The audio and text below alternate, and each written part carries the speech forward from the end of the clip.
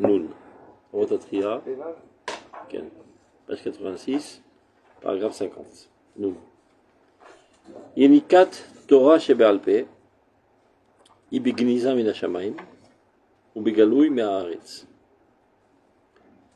וצריכה ארץ ישראל להיות בנויה וכל ישראל יושבים עליה מסודרים בכל סדריהם, מקדש ומלכות, כהונה ונבואה, שופטים ושוטרים וכל תכסיסיהם. אז חיה היא תורה שבעל פה בכל זיו תפארתה, פורחת ומעלה ניצה, ומתחברת לתורה שבכתב בכל שיעור קומתה. בגלות נפחדו התאומים. נתעלתה התורה שבכתב למרומי קודשה, וירדה התורה שבעל פה בעומק תחתית. מכל מקום, היא מקבלת יניקה חשאית מאור תורה שבכתב, מספיח האב"ח, המספיק לעמידה בחיים מצומצמים, והיא יורדת ונופלת בכל יום ויום, עד אשר מהרה יפוח היום, ואור חיים יבוא מאוצר גאולת עולמים. וישראל יעשה חיל, ינטע על ארצו, ישגשג בכל הדר סדריו. אז תחל תורה שבעל פה לצמוח מעומק שורשיה, תעלה מעלה מעלה, ואור תורה שבכתב יזריח עליה קרני אורה מחדש. חדשים לבקרים, והדודים יתאחדו בנבי הפריונם. ואור נשמת אל חיי עולמים, המתגלה בתחיית ישראל וברום קורנו, יאיר באור שבעת הימים, על אור החמה ואור הלבנה גם יחד. והיה אור ישר, חודר, מושך, מזה לזו, ועונה את הארץ ואת העם בכל יפת חיים. והיה אור לבנה כאור החמה, ואור החמה יהיה שבעתיים כאור שבעת הימים. ביום חבוש אדוני את שבר עמו, ומחץ מכתו ירפא. Alors de quoi s'agit-il? Tous ensemble. Il explique que c'est la première phase. Torah Sheba'al Peh, Begniza Min HaShamayim, Begalou Min Haaretz. On pensait que la Torah Sheba'al Peh c'était une invention humaine. On disait ce qui nous passe par la tête. Pas du tout, elle est dans les cieux. Quand elle est dans les cieux, elle se trouve dans l'ADN de la Neshama. Et il y a même plus de la Torah Sheba'al et de la pensée divine. Simplement, pour qu'elle apparaisse dans toute sa vigueur, il faut qu'elle ait une structure adéquate. Structure adéquate, il faut que le peuple qui a pour nature cette Torah Sheba'al Peh soit en place sur sa terre pour pouvoir dévoiler ce qui se cache dans les cieux. Malheureusement, l'exil empêche ce dévoilement comme il se doit et fait que cette Torah Sheba'al Peh nous est dévoilée pour nous maintenir d'une certaine manière, mais aucun doute pour pas qu'on s'assèche trop.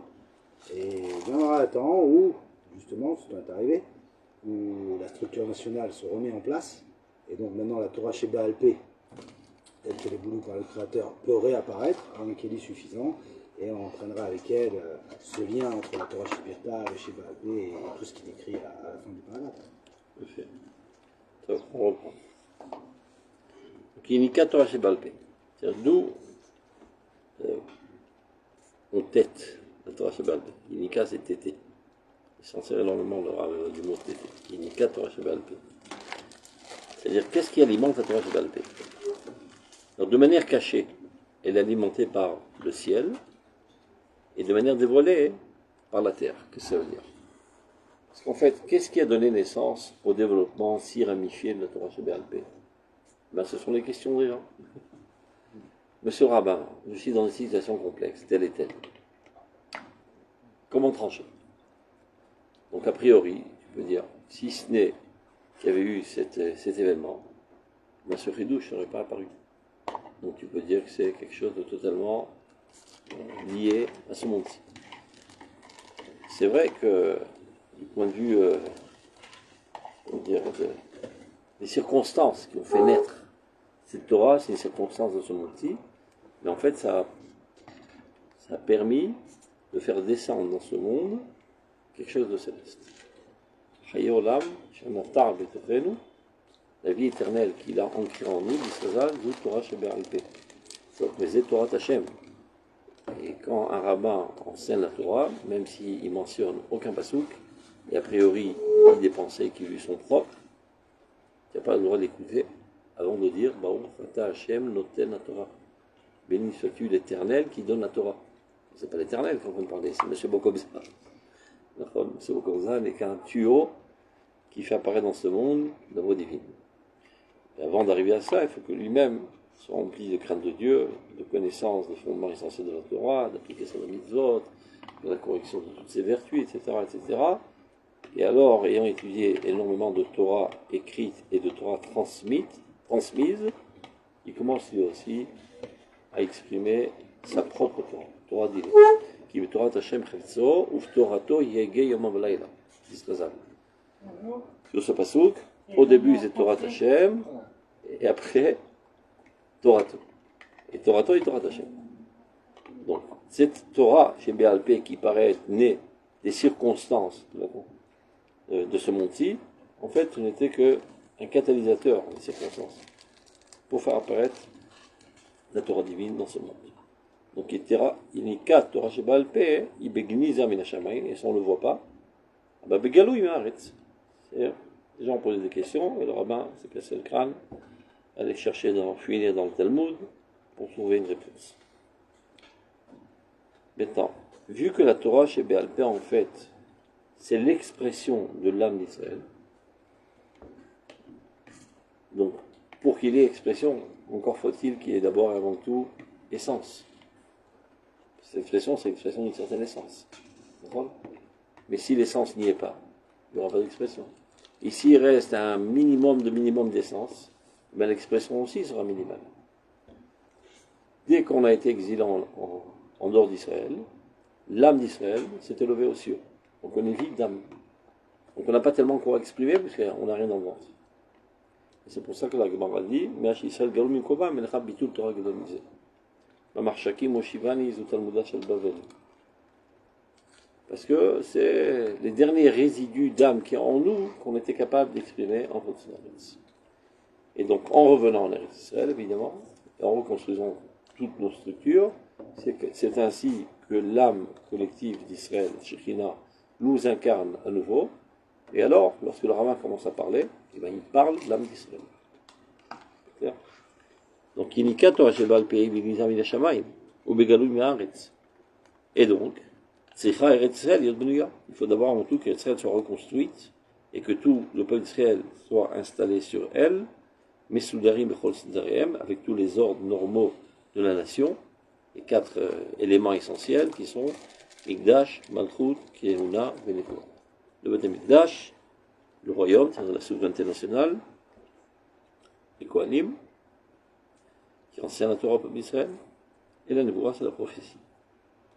Shoftim et Shotrim, ça c'est l'ordre social, et Chol Tarsisem, c'est toutes les règles d'une société normalement conçue. Ce n'est que là que le peuple d'Israël est saint et saïenne, et que son âme peut l'intégrer totalement, et donc il peut commencer à exprimer dans toute sa vigueur, toute sa grandeur, cette âme. Et alors la Torah chez Be'al Peh se réélève. Az, ce n'est seulement qu'alors, Chaya, I Torah chez Be'al Peh, b'chol ziv tiferta. Ce n'est qu'alors que la Torah chez Be'al Peh peut vivre et apparaître dans toute sa splendeur. Porachat, ou Malanitza, elle fleurit. Mitraberet la Torah chez Birtav, b'chol shukumata, et à nouveau se relie à la Torah chez Birtav. Qu'est-ce qu'il veut dire par là? C'est que lorsque nous étions en exil, eh bien, quand on jetait un regard sur la Bible et un regard sur la Torah chez Be'al Peh, on ne voit pas tellement le rapport. Celui-là, il parle de choses nationales, universelles, grandioses. Et ce bouquin-là, il parle comment cachériser un couteau avec des vis remplies de rouille. Quel rapport y a-t-il entre ça et cela? S'il y avait ça et d'autres choses, ça aurait pu être avalable, mais il ne reste plus que ça, c'est le problème. Il ne reste plus que la maintenance, la survie quotidienne. Et donc on ne voit plus tellement le rapport. Donc comment il exprime ça, le Rav Kook? La Torah chez Birtav s'est élevée aux cieux, et la Torah chez Béal Pé est descendue au plus bas de l'échelle, et elle gît à terre dans la boue. C'est-à-dire elle s'est élevée aux cieux, elle est inaccessible, personne ne s'y intéresse, personne ne la comprend, et personne n'essaye de vivre les idéaux qui sont décrits dans la Torah chez Birtav. C'est comme si on n'en a pas du tout accès. Mais non. Pourquoi c'est comme ça? Ben, tout simplement parce que les rabbins, comme on l'a dit tout à l'heure, la Torah chez Béalpé, qu'est-ce qu'il a fait apparaître? Ben, c'est les circonstances, les questions des gens. Et qu'est-ce qui intéresse les Juifs quand ils sont en exil? D'aller à la rédemption de l'humanité? C'est pas exactement ce qui les intéresse, c'est de survivre d'abord, et que le lendemain, il n'y a pas un salaud russe qui vient violer sa femme et égorger ses enfants, et qu'il ait de quoi manger cachère, et qu'il ait son petit minyan. C'est une survie individuelle. Donc, son seul intérêt est porté sur sa survie individuelle. Donc, ces questions aussi sont dans ce domaine. Et c'est ça les questions qu'on emmène aux rabbins. Et les rabbins, qui sont en fou du peuple d'Israël, responsables, qui sont les bergers du troupeau d'Israël éparpillé, ils doivent le maintenir, garder sa survie pour qu'un jour il revienne sur leur terre. Mais ils doivent s'en occuper. Et pour s'en occuper, donc, ils doivent donner réponse à tous leurs problèmes. Et petit à petit, à force de réfléchir à de tels problèmes, eh ben, la cervelle des rabbins aussi se rapetit à ces petits problèmes. Et aussi oublie les grandes lignes du judaïsme. Mis à part quelques exceptions qui savent sortir la tête de la caisse, comme dit, et voir à longue distance. Et finalement, c'est le même processus que le Rambam explique pour la Vodazara. À la base, ils allaient, la Kavana était on ne peut pas l'atteindre, on doit un intermédiaire. À la fin, ils ont pensé que l'intermédiaire c'était Dieu. L'Avdil, Yesh Makor Mesomer, Ovdei Avodazara Betahara. Non, mais ça veut dire c'est pas par ça ce qu'il écrit le Rambam là-bas. C'est pas pour être une moins suite ou plus progressive. Je veux dire, voilà ce qui se passe au niveau pédagogique quand on fonctionne comme ça. Et donc, il y a une coupure totale entre la Torah chez Béal Pé et la Torah chez Birtav. C'est ça? Pardon. Si je comprends bien, c'est-à-dire qu'en route, c'est l'arrêt. On s'occupait de petites choses, entre guillemets, parce que c'est pas petit, c'est tout est grand la Torah. C'est pas des petites choses, c'est des choses extraordinaires, mais qui sont la résolution au niveau du micron de quelque chose d'énorme. Oui. Mais la chose énorme, on l'a totalement oublié, et on a les yeux braqués que sur le petit La bout. chose énorme, c'est quoi? C'est Torah chez BLP. Torah chez Birtav, qui sont les grands idéaux du peuple d'Israël, qui est la rédemption de l'humanité on l'avait en entière. route, l'arrêt. Hein? Birtav, on l'avait. On l'avait et on la lisait, mais ça ne nous intéressait pas tellement, parce qu'on n'était pas même de vivre ces idéaux. Toutes les prophéties. Et même dans le Torah chez Birtav, dans le Chumash, il y a des choses qui étaient la Melchama Eloïvecha. De quel mythe s'agit-il? On va faire la guerre contre les Allemands. De quoi s'agit-il? Il est dans son petit shtetl, avec sa miche de pain. Donc on a transformé toute la Torah de manière analogique. C'est Rachid qui a expliqué comme ça. Il a fait méode. Il fallait bien maintenir les Juifs. Donc on a aussi à adapter la Torah à la situation catastrophique dans laquelle on était. Hein?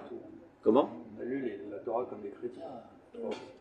Sans exagérer, mais disons qu'on a été un petit peu influencés. On n'était pas des chrétiens quand même.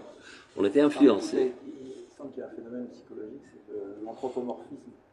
Donc tout ce qui est écrit dans la Torah, moi par expérience, hein, j'ai vécu dans mon Chabad, tout ce qui est écrit dans la Torah, c'est 100% vrai.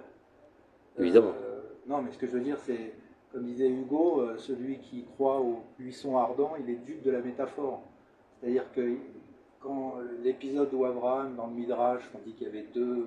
Ah, j'ai compris. C'est-à-dire qu'ils ont compris au pied de la lettre les Midrashim. Parce qu'on dit qu'Abraham, il faisait la Torah avant même qu'elle soit reçue. Pour eux, il y avait vraiment deux gars qui étaient dans ces clayons. Non, ça, c'est pas spécifique à l'époque de l'exil. Même aujourd'hui, malheureusement, la quasi-totalité des étudiants de la Torah lisent les Midrashim au pied de la lettre. Alors ça bloque. Mais là, je parle du phénomène inverse. C'est que les choses qui étaient pshat, ils les ont métaphorisées. Et ça, c'est encore plus grave. Par exemple, il y a une mitzvah très simple de sortir en guerre contre nos ennemis.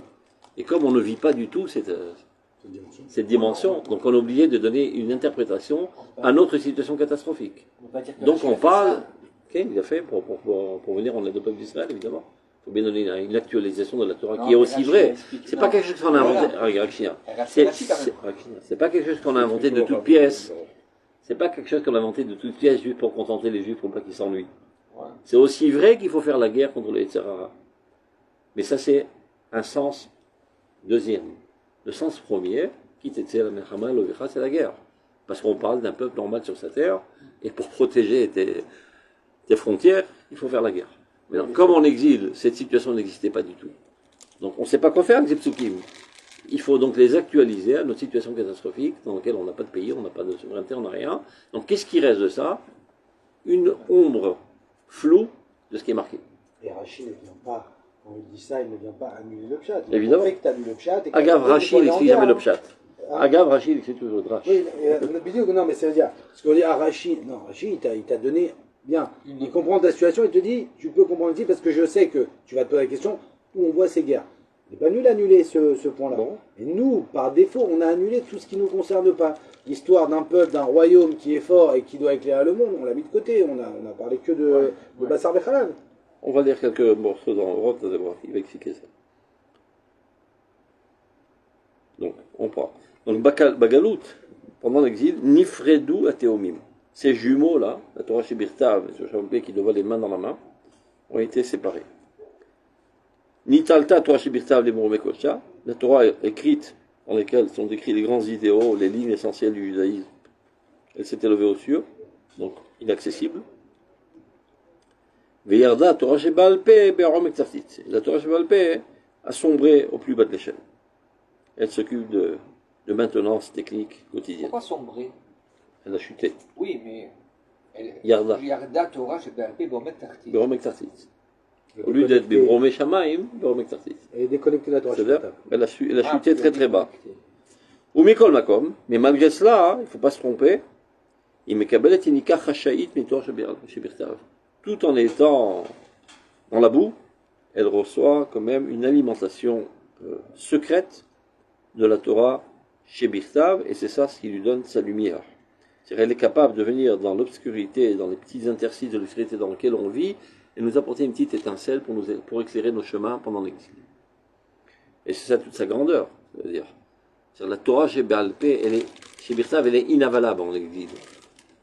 La Torah chez Béalpé, elle sait s'adapter. C'est comme 10-4 mètres qu'on fait avec une petite bougie pour entrer dans les petits interstices. Mais si tu as un phare énorme, tu ne peux pas voir ce qu'il y a dans les petits trous. Donc c'est ça la grandeur de la Torah chez Béalpé, qui elle est adaptable à toutes les situations, en fonction de la situation du peuple d'Israël. Et d'où elle prend sa vitalité, mais c'est fiach et avar. C'est fiard, c'est des choses qui poussent d'elles-mêmes.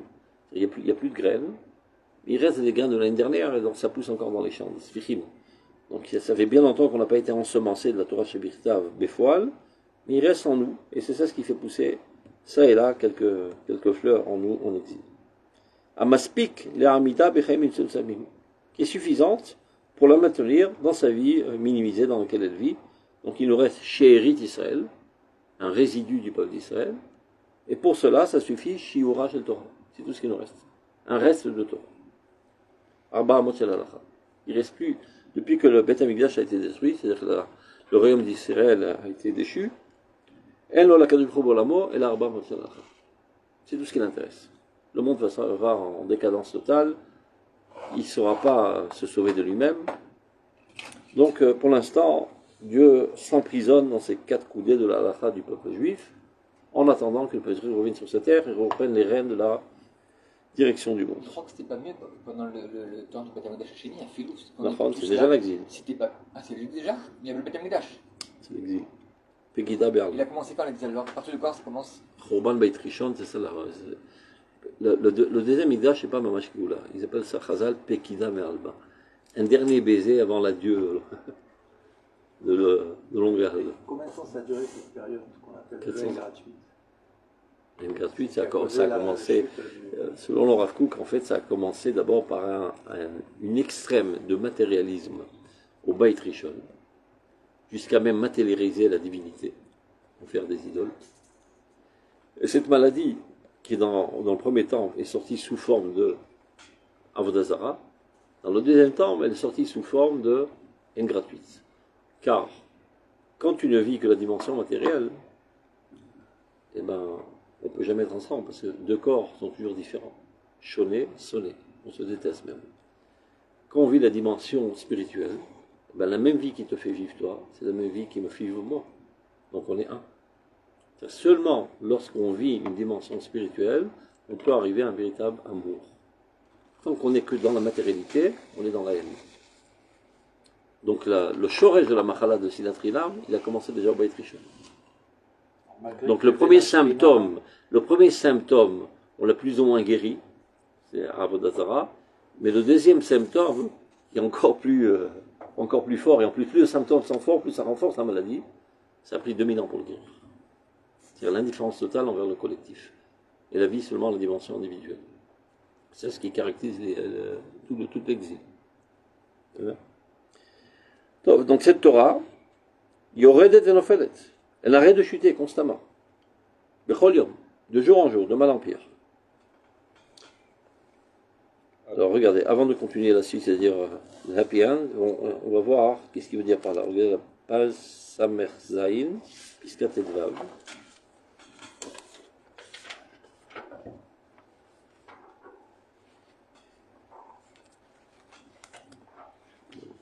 Vous trouvez? C'est bon, vous trouvez? Page Samer Zain, Piskat et Dvav. Lorsque la force d'Israël est grande et son âme rayonne en lui, Beofa, Vanafa Vamaasim Metukanim, toutes ses branches réelles, son activité réelle, sont comme il le faut. Besidur Malé, dans un ordre entier, Bigdusha, Bichud, Bibracha, Bemikdash, Bemshala, c'est tout ce qu'on a dit précédemment, les voir en bas, etc. Az, Itrachavut les Sadachol, les Noguer Chushim, on prenait les Gashmim, les Hatzarat et Dirit, etc., etc. Donc on peut se permettre de s'élargir dans d'autres activités, même jusqu'à arriver aux activités du Chol. Je saute un petit peu. Vatrum Arochu Yud Bet Mil. Vous voyez 5, 6e ligne. 2, 3, 4, 5, 6, 7. Utrum Arochu Yud Bet Mil. C'est-à-dire le Machane d'Israël, il est 12 000. En fait, ça fait allusion au monde entier. On peut se propager et toucher à toutes les zones d'activité de ce monde. Yatsev Gulot Amin, l'histoire en Israël, c'est les 12. Donc 12, ça fait allusion aux 12 tribus qui sont en corrélation avec toutes les nations. Maintenant, Mishechachach Haor, c'est ce qui nous intéresse. Depuis que la lumière s'est assombrie, Mishegalta Shechina, depuis que la Shrina elle-même a été exilée, par le fait que les Juifs ont été exilés. Depuis que les pieds de la nation ont été déconnectés de la maison de sa vie, c'est-à-dire d'Eretz Israël, Echel Atzimtsum Liot Nitba. C'est développé une nécessité de se réduire, de se minimiser. On ne peut plus vivre dans tout notre déploiement total. Et alors, Kol Os Chiloni Alou Liot Roetz. Toute puissance laïque risque de nous mettre à mal. Donc on n'y touche pas. On s'écarte de toute activité chol, à l'échelle nationale. Les individus sont allés travailler pour gagner leur pain, mais le peuple d'Israël en tant que peuple n'a eu aucune activité matérielle. Kol Yofi Tivi, la beauté, l'esthétie, et le désir de tout cela, Alou Leafi le Torah Kodesh, risque d'assombrir la lumière de la sainteté, Vetom Atahara, et l'innocence, on va dire, de la pureté et de la tsniout, qui est la modestie ou bien on appelle ça la décence, la pudeur.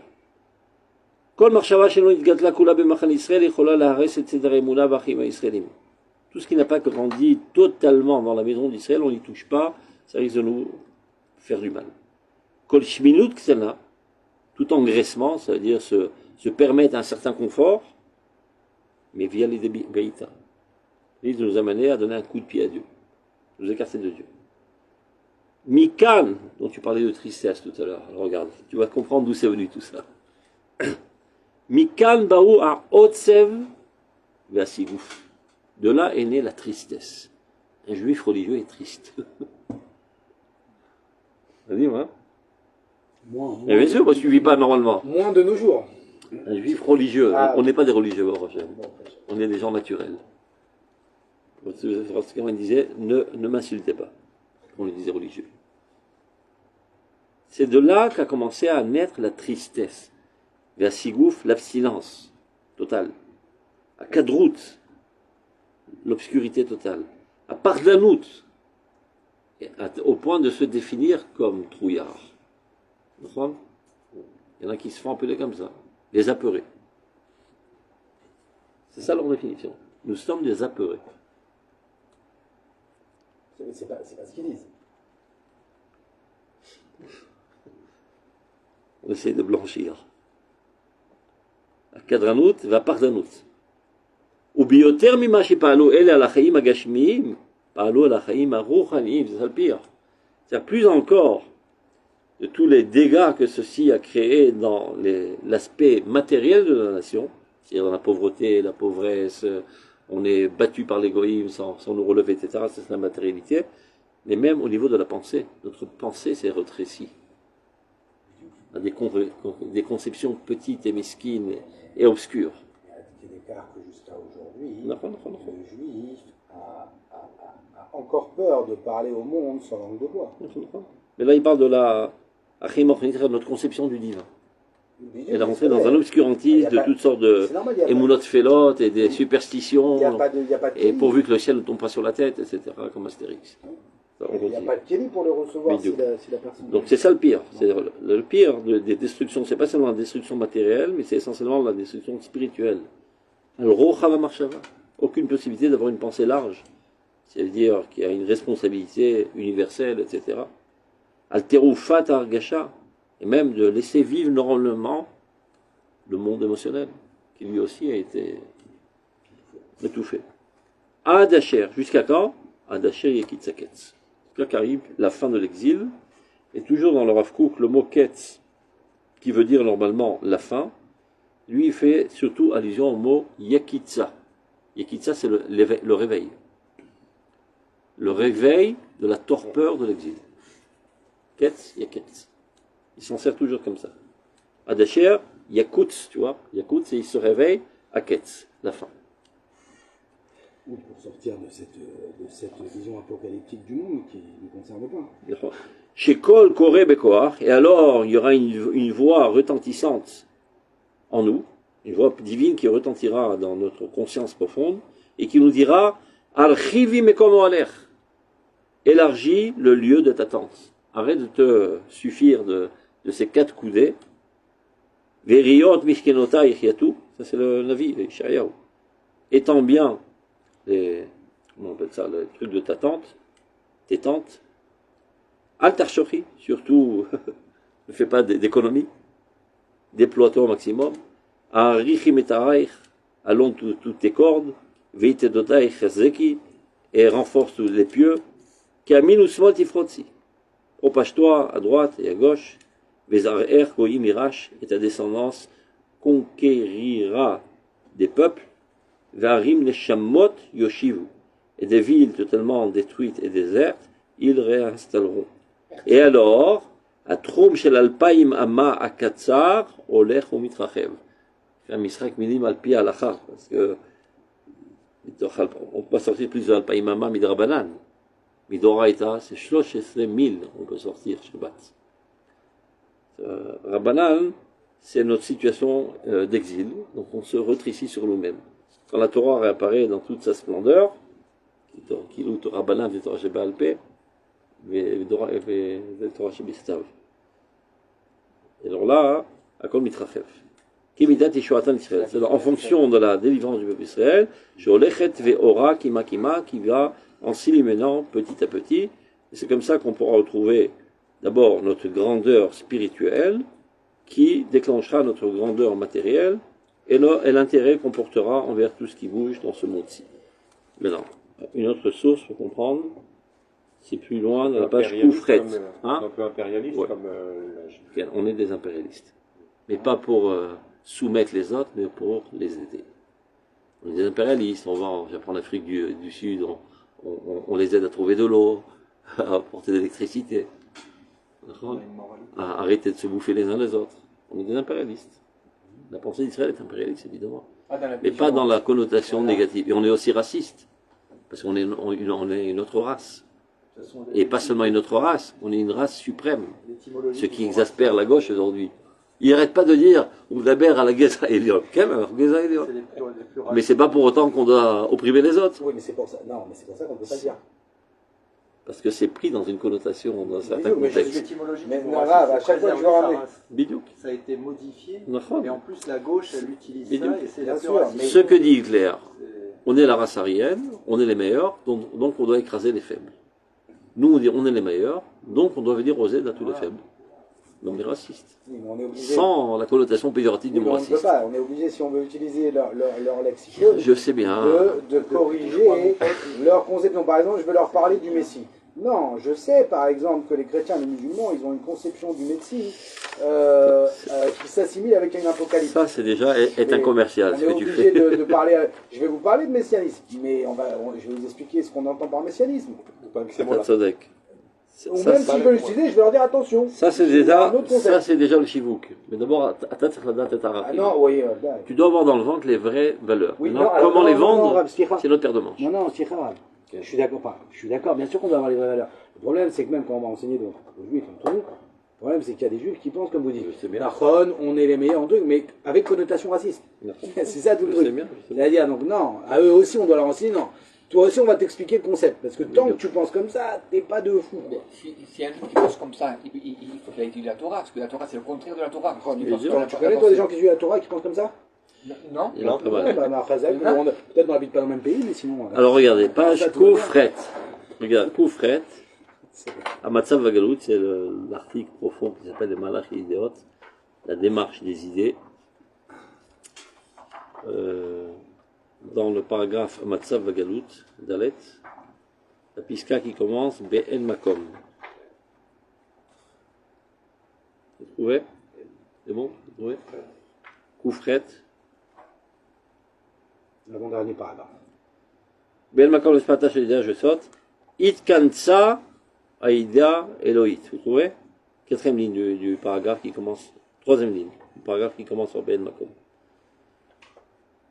C'est bon? Vous trouvez? Regarde, c'est pas dans la bonne page. Koufret, Si. c'est bon? Tu vois le paragraphe qui commence par Ben Makom? Troisième ligne. Troisième ligne. Deuxième.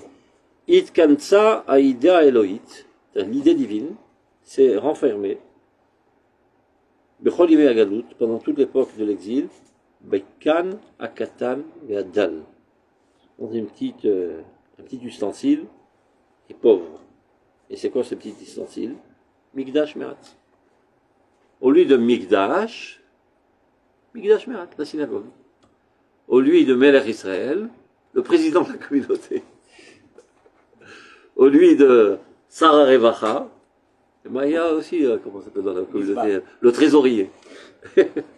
Il se ferait l'OCE en plus. Ils sont tous assis sur la Théba. Il y a un seul fidèle qui est en dehors de la Théba. Parce que tout le monde est important, etc. Il se la joue. Comme il n'y a rien, donc on se la joue. C'est comme des enfants il est sur son balai, je suis sur une moto en train de C'est rouler. l'ancienne génération, ça c'est fini, la nouvelle, ça. Bon, je sais pas si on est en Géoula, quoi. Donc, toute la Torah s'est résumée à cela. Bemikdash Me'at. Chez Bebatek Nisiot ou Bate Midrashot. C'est tout ce qu'il y a dans la Torah. Elle est allée sans prisonnier seulement dans la synagogue de Bet Midrash. Bechaya Bayit Kamishpacha. La vie familiale, dans leur pureté, évidemment. Berishime Shmirat Dat Vetorah, et toute l'impression qu'on a eue de préserver la religion, la Torah. Erkam Shel Ele ou Betor Tsiunim Magola. Mais en fait, leur véritable valeur de toutes ces choses-là ne sont que des points de marque pour nous y retrouver et retrouver notre route vers Eretz Israël.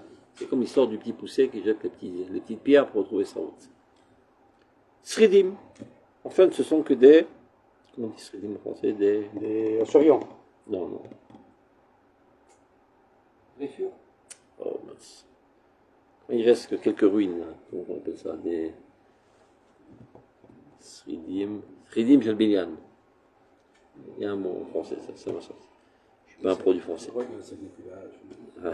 Ah, qui c'est? Yosef n'est plus Ah là. oui, c'est bien dommage. Sridim, midavar she'er chai veshalem. Il reste quelques décombres, quelques signes de vie, de quelque chose qui était vivant et parfait. Veshatil, les autres choses de Shlemut. Et qui dans le futur, réapparaîtra. Des résidus. Non, je mets là, ça va me revenir. כנס ב-GPT, תשאל אותו איך אומרים שרידים. Google français dit des restes. Non. Beshuv Hashem et Shevutam.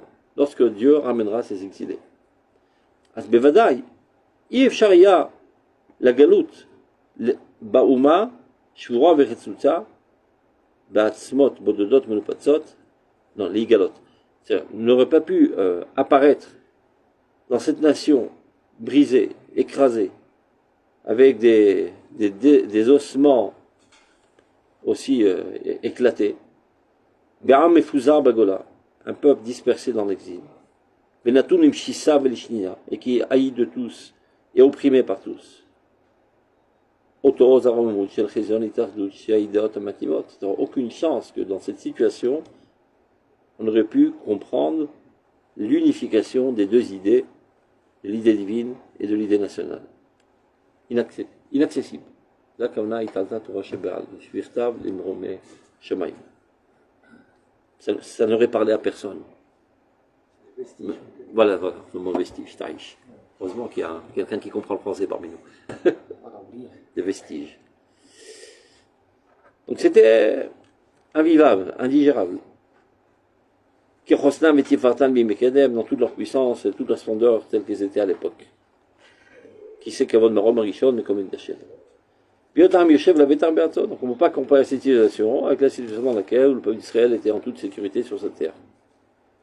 Et là, שהידיעה האלוהית מתוך עליונותה, מתוך עוצמת אור החיים שבה, דווקא היא יכולה להשיב רוח חיים גם בעצמות יבשות. Et ça, c'est toute la force de Torah שבעל פה. Elle est capable de s'adapter à la situation catastrophique dans laquelle on se trouve. Donc, il faut comprendre que l'idée datite, c'est l'idée éloïte camouflée dans une dimension microscopique. C'est-à-dire qu'on a une kabelet, une ikar chashaït, mitorah שבעל פה. Les arabes, mitorah שבעל פה. Viraki Atzrakor Lishmor. Si ce n'est elle, on aurait disparu. Celle qui nous a permis de survivre. Nekudatzion Aptimit. Et Yesodi, c'est d'Israël. On a compris. On revient maintenant. Donc ça, c'est la description de la situation en exil. Alors, on en était sur une page.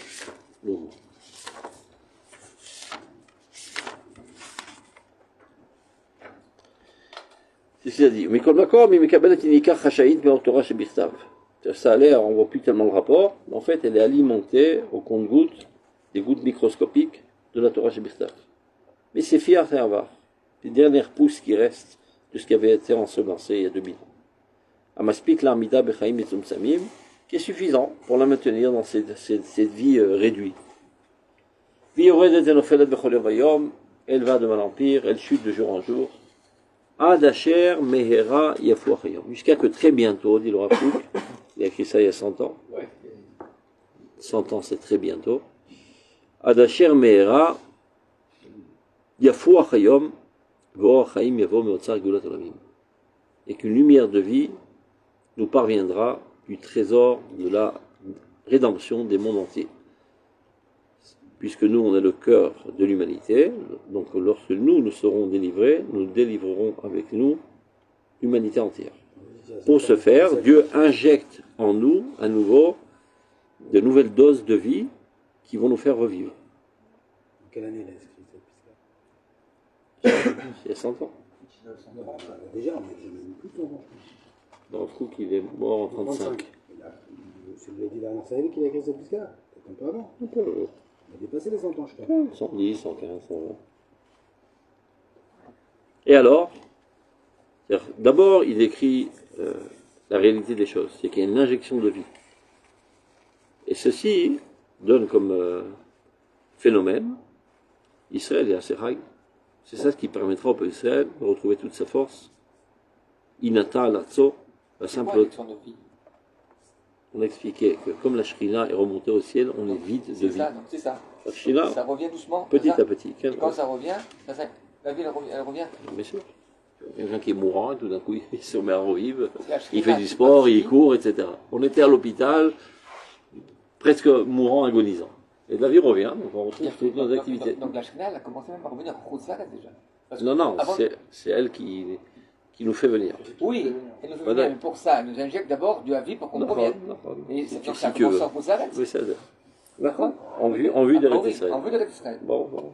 Et plus il y a des juifs qui arrivent, plus la Shrina atterrit dans ce monde.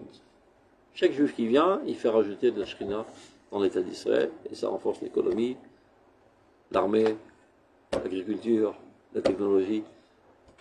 Toutes les réussites, c'est grâce aux livres. Non, parce que les Israéliens n'aiment pas tellement les Il y a olives. des olives. Ouais, ils ont du mal. Hein. Dès qu'ils viennent bouffer notre Oui, comme non, mais on dirait que c'est pas notre des- pain, et les maisons ils montent à Non, cause non, de. parce que les Israéliens, Eh bien c'est pas- justement, si les maisons ils montent, ça veut dire que le Naglan il monte. C'est-à-dire que la puissance économique d'Israël grandit. Comme si c'était pas des ruines. Hein? Comme si Des on olives, n'était tout pas le monde des est olives. Ils ont oublié, on a la Ouais, mémoire ils ont courte. oublié, ouais, vraiment très courte là. Hein. Ouais. On était ensemble il y a 80 Mais ans. non, ça hein. fait 5000 ans qu'on est là. Eh bien oui. Tous c'est Olim Khadashim. On est tous Olim Khadashim. Les gens, ils râlent que le prix des maisons en Israël, c'est très très très haut. Mais il y a 70 ans, personne ne voulait acheter une maison en Israël. Même pas pour une miche de pain. Aujourd'hui, on court pour avoir une maison. C'est Katour. Les forts et Shimshotair et Khatkan. Khatkan, c'est des diamants. C'est-à-dire, le prix des vitres de vos maisons coûtera le prix de diamants. Et c'est une bénédiction, c'est pas une bénédiction. C'est une super bénédiction. Parce qu'avant, Eretz-Israël était méprisé et dédaigné. C'était une terre de mort. Aujourd'hui, ça grimpe. קיבלתי מאמר כלכלי, איך הכלכלה בחץ. Mais bien sûr. Non, parce que les prévisions de la gauche, Tout le monde veut investir tout ici. est en train de oui, s'écrouler, ah oui, etc. Non, non, ils Ouais, sont ouais. trompés, ils ont dit. Ça, ils sont trompés. Ils ont avoué qu'ils sont trompés. C'est parfait. Boker on l'avait vu avant la guerre, donc ça allait se Ouais, tromper. ouais, Non, ça va. Et là, ça y est, là, t'as compris que bah, on le voit, nous, avec l'euro, en fait, c'est le changement. Hein. Ah, tiens. Et c'est pas grâce à l'euro, puisque, bon, bah, en fait, au début de la guerre, l'euro remontait, on le voyait prendre, bon, c'était bien quand on changeait de l'argent. Ouais. Et maintenant, il est de... Ah, il est bas. 3,89. Ouais, il est en train de chuter. 3,89. Et En fait, c'est pas qui chute, c'est que le shekel chez quel monte. monde ça fait chuter. Mais Voilà, qu'on a fait je pense comme que les shekalim, là. non, en euros, et je change. Ah, il vous paie en euros. Ouais, ça veut dire, Eh ben, change ton C'est-à-dire, français. c'est-à-dire, il faut être heureux quand on perd de l'argent. Bon, Dans la collectivité. c'est comme... Eh oui. Tu connais Roli Akish? Ouais. Il raconte, il dit, des fois je suis en route, et il y a plein de bouchons. Je vois le mec qui s'énerve, etc. Alors j'ouvre la vitre, et salut! Il y a 100 ans, il n'y avait pas de bouchons ici. Il y avait une voiture dans tout terrain d'Israël, peut-être. Ou bien quand tu fais ta sieste Shabbat et que les gosses ils jouent au ballon, ils te cassent la tête, tu t'énerves, d'accord?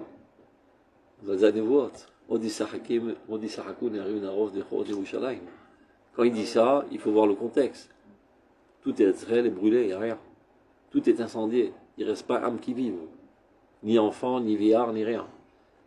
Donc il dit, Ishaïa, n'aie crainte. Il y aura encore des enfants qui joueront au ballon ici, et des vieux et des vieilles qui marcheront avec leur canne. S'ils marchent avec leur canne dans la rue, donc il y a une sécurité totale, sinon c'est les premiers à se faire agresser.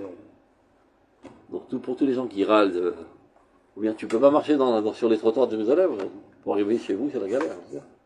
Il faut faire des coups de coude, tellement il y a des gens. Invivable cette ville.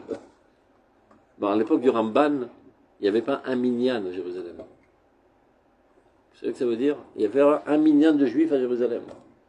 Et un jour est arrivé un peintre juif, il a sauté de joie. On a un minyan. Depuis, il y a pas mal de minyan.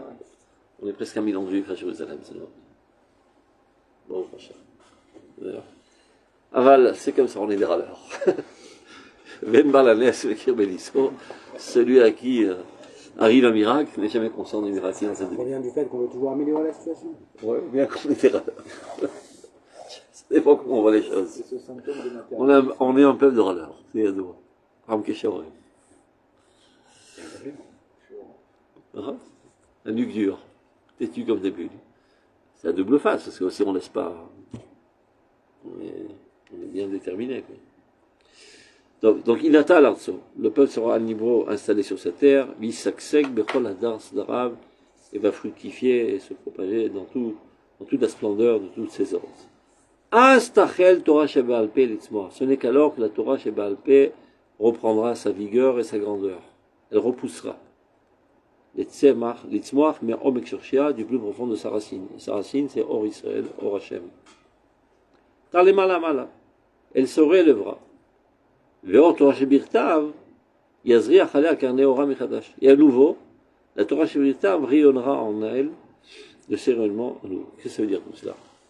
Là, on va commencer à revoir le rapport entre la Torah shebirtav et le rabbin. Vous voyez aujourd'hui des rabbins qui, pour eux, leur souci essentiel, c'est comment renforcer la nation d'Israël et ses relations internationales et l'influence de l'État d'Israël sur la culture et les civilisations de l'humanité entière. De tels sujets n'ont jamais passé par la cervelle des rabbins il y a 200 ans. Donc tu vois que les rabbins aujourd'hui se haussent au niveau de Torah Shebirtav. La Torah Sheba'al Peh reprend sa véritable dimension telle qu'elle était, parce que c'était qui les rabbins à l'époque? Ben c'est Ishaïa ou Yecheskel. Tous les Lévites, c'était eux les rabbins de Torah Sheba'al Peh de l'époque. Et tu vois de quoi ils traitent. Ils ne traitent pas seulement des petits... voilà, des tout petits détails. Évidemment, ils appliquaient parfaitement tous les petits détails. Mais ils avaient des aspirations bien plus larges. Ben, pendant 2000 ans, ces aspirations ont disparu totalement de la tête des rabbins. Aujourd'hui, on est Eretz Israël. Torah Eretz Israël remet sur pied de tête profil. Des rabbins qui étudient Oroth. Et qui parlent des choses nationales, internationales, comment faire revivre la culture, la civilisation universelle, etc. Et c'est comme ça que la Torah Sheba'al Peh se réélève au niveau de la Torah Shebirtav. Ils sont à nouveau assis dans leur apirion. Apirion, c'est le siège que reportait avec les 4 porteurs, là, pour les bien-aimés. Voilà. Ça me fait rappeler aussi, c'est normal, parce qu'en Chutz La'aretz, il n'y avait pas tous, il n'y avait pas de comme ça. Ça me fait rappeler comme nous maintenant, par exemple, beaucoup de personnes, ils ne suivent pas les lois du Beth Amikdash, ils ne suivent pas les korbanot. Parce qu'on n'en est pas là encore. Mais on devrait normalement le faire. Non, parce qu'on n'en est pas là. Alors c'est normal quand Chutz La'aretz un sujet comme ça. Non, c'est pas une accusation, c'est un état des choses. C'est juste un état des faits. On est toujours attaché aux nations comme l'enfant à sa mère, quoi. Bon, on est partie intégrale des nations. Oui, si on est le cœur des nations. On devrait se détacher non. des nations. Non, pour affirmer notre identité nationale. Enfin, mais affirmer sans... On doit d'un côté prendre un certain écart pour être encore plus lié avec eux. C'est-à-dire quand tu gardes ton identité, tu peux influencer. Quand tu estompes ton identité, tu n'as plus rien à influencer. C'est comme le cerveau. Tu vois, il est plus haut que tous les autres membres. Mais pourquoi il est là-bas? Pour bien se protéger, pour être au plus fonctionnel possible, de faire vivre tous les autres membres. Donc notre vocation... L'identité nationale, c'est-à-dire de revendiquer la terre d'Israël, de la Judée-Samarie... Mais pour faire quoi en fin de compte? Pour vivre tout seul et au diable tous les autres? Non, pour inverser la situation. Ça c'est au tout début, ça s'appelle Mashiach ben Yosef. D'abord qu'on retrouve notre identité propre nationale. Mais pour faire quoi? Ça c'est pas un objectif, ce n'est qu'un moyen. L'objectif, seront bénis à travers vous toutes les nations du monde. L'objectif de l'État d'Israël est d'être une plateforme qui va divulguer la justice à l'État universel. Mais pour qu'on puisse parler, Béral, qu'on ait le droit à la parole, il faut d'abord on ait une structure normale, au moins égale aux autres. Donc c'est ça la nécessité de l'établissement de l'État d'Israël. Mais il y en a qui l'oublient. C'est juste un moyen de se faire des casse-croûtes, etc., de donner des jobim, etc. Ça doit passer par la revendication. nationale. Ça, c'est le premier stade. Ça s'appelle Mashiach ben Yosef. On a presque fini.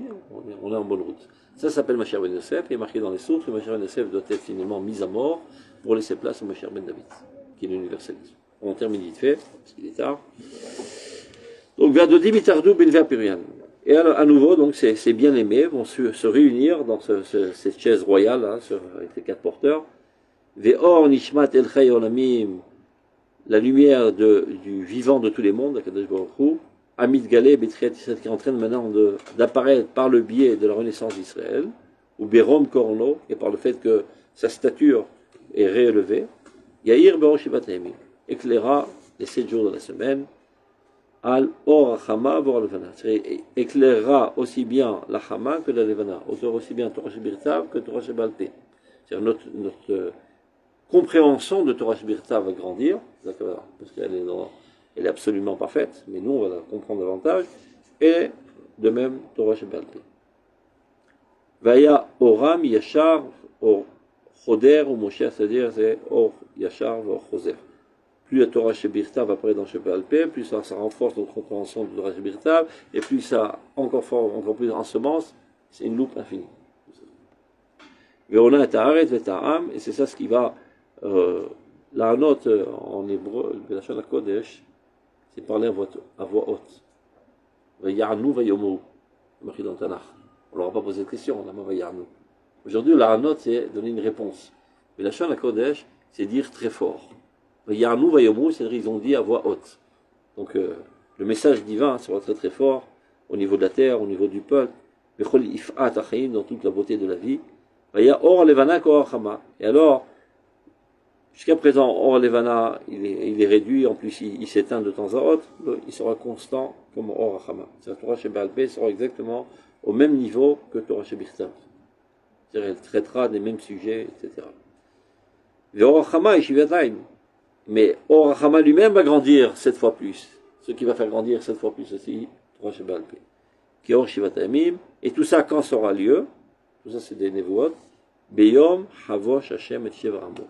Lorsque Dieu pensera, mettra des pansements, la cassure de son peuple, c'est-à-dire il nous guérira de la maladie de l'exil. Mahatz Makato, il pas, et le coup qu'il a reçu, Dieu le guérira. Et Karov, Bienvenu, Mamash, comme disent les Chabadnikim.